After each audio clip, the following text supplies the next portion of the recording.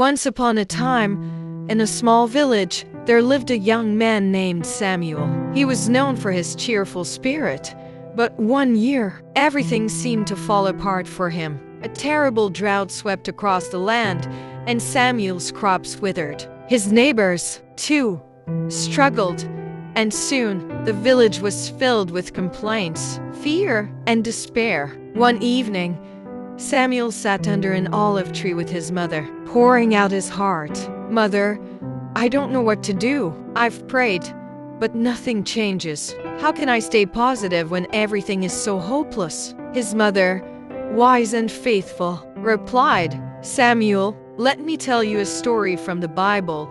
Do you remember Joseph?" Samuel nodded. "Yes, the one with the colorful coat. But how does that help?"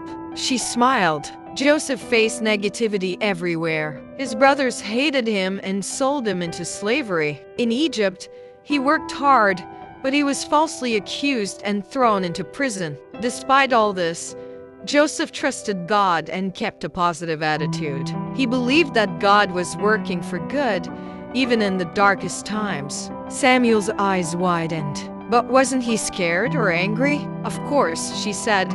But Joseph chose to focus on God's promises. He believed in God's purpose for his life and never let negativity destroy his faith. In time, God raised him up to become a powerful leader who saved many lives during a famine. Joseph stayed positive because he trusted God and believed in himself as part of God's plan. Samuel sat quietly thinking. Then his mother added, "The Bible says in Philippians 4:8, whatever is true, noble, right, pure, lovely, and admirable, think about such things.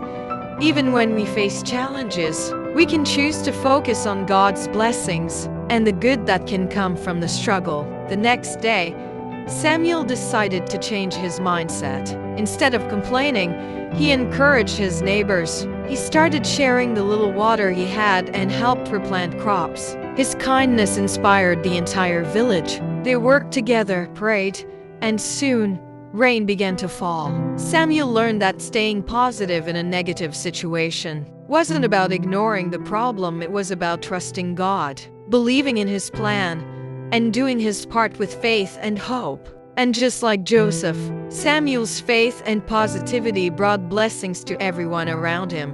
Moral of the story: when life feels overwhelming, trust in God's promises, focus on what's good, and believe in the strength He's given you. Positivity isn't ignoring the storm, it's believing the storm will pass, and God will bring you through it stronger.